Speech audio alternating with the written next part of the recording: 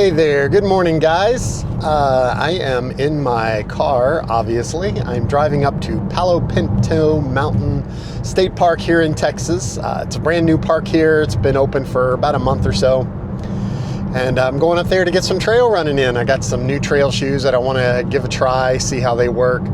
After my experience at Blackbeard's, I want to make sure that I have absolutely no questions about my shoes going into High Lonesome.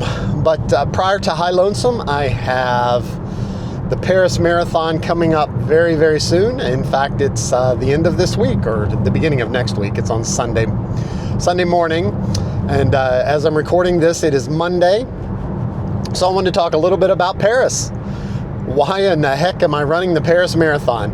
Well, that's a very good question, and it's kind of it's an interesting answer. So 2 years ago, I ran Berlin, and it was the 50th anniversary of Berlin. Originally, I was supposed to run London that year, but found out that Berlin was having its 50th anniversary, so switched from London to then running in Berlin for their 50th anniversary. So kind of cool. And then, as happenstance would occur, last year, the Marine Corps Marathon was celebrating its 50th year of its running. So signed up for that with some friends, and so I had a streak of 2 years of running 50th anniversary runs, and then I found out that Paris was the 50th running of it this year. So I thought, keep that streak alive and let's run Paris and do the 50th running of it. So if anybody has any idea of a marathon that's running its 50th running in 2027, let me know. Hit me up, send me a message, and I'll see if I can get that on the schedule. So that's why I'm originally signed up for Paris. But, you know, it's Paris, beautiful city. Gonna spend a few more days in Paris than we did when we were out there for running Berlin. After ran Berlin, we spent a couple of days in Paris. So gonna get a few more days running or sightseeing in Paris this year, trying the wonderful food and such. Got plans, got things scheduled, and then we've also got a day or so that we're just gonna see how it goes. This trip is just gonna be Missy and myself, so we're gonna enjoy it and see the sights of Paris the best we can. After a few days in Paris, we're going to head to Disneyland Paris. Of course, can't be in Paris without heading out to Disneyland. So we're going to spend a couple of days there. They have the new area that just opened, and I can't remember the name of it off the top of my head, but it has a new Frozen ride. I think it's a new Frozen ride. But I know it has the new Rapunzel stuff, so pretty excited about that. And that's pretty much the reason that I am running the Paris Marathon here in 6 days. It's going to be a good time. Hope you guys will follow along. Before I end this video, I do want to talk for just a minute about charities. Charities running at major marathons has gotten some bad press lately, with people speaking out that charity runners shouldn't be out there, slow runners shouldn't be out there, and so on and so forth. But I want to specifically mention charity runners, because the charity runners, it doesn't matter what race it is, they are raising money for just wonderful organizations. You may or may not know, I ran charity for Boston last year. I ran for an organization called 50 Legs, and it provides prosthetics for patients that can't necessarily afford it, or insurance won't cover it all. A lot of these prosthetics go to pediatrics as well, and the way they have it set up, they have a company, POA, that's based in Orlando, where they send their recipients down there, and within a week from the time they get there on Monday until Friday or the weekend when they leave, they have a fully functioning prosthetic. No one else can really do that. And the reason that's so important, especially for pediatrics, is a lot of the companies and insurance stuff will take 6 months for these patients to get their prosthetics. If you're a pediatric patient, you get fitted for a prosthetic, you don't get that prosthetic for another 6 months, there's a very good chance that that prosthetic will no longer fit.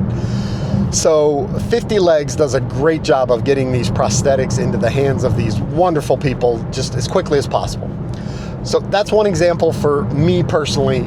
That's why I ran for 50 Legs, just because of the services they provide. I met so many great, wonderful people with that. There are so many charities out there, then there are so many charity runners out there. I'm running for Team Fox, Michael J. Fox Foundation, doing the Dopey Challenge next year in January. I've pretty much met my fundraising goal, or I will here very shortly. So I am not asking for any donations for myself. What I'm asking for anyone out there listening that has the ability is to just find a charity, find a runner, and donate. If you're going to donate money to a charity, see if they have a run team. Donate to those runners. These runners are out there working their asses off trying to get donations, and it's not easy. All of us, we all hate to ask for money, or at least I used to hate to ask for money, but I've gotten to the point where if you don't want to donate, that's fine. I'm just happy that you're looking at my information out there. But if you want to donate to a charity. These charities do such wonderful, fabulous work, and it doesn't matter what charity is. There are so many of them out there, and so many of these runners are in so need of donations so that they can fulfill their dreams of running, but they're doing it from a place that's special to them, running for these charities. $5 helps. $5 doesn't even cover the cost of a cup of coffee. So make your coffee at home one morning and take that $5, $10, whatever it is. Find yourself a runner that's running for a charity and give them a donation. If you have questions about who to donate to, where to find these runners, seek me out. I will point you in the right direction. I've seen a lot of posts over the last few days, this morning even, few weeks, about runners just having trouble meeting their goals.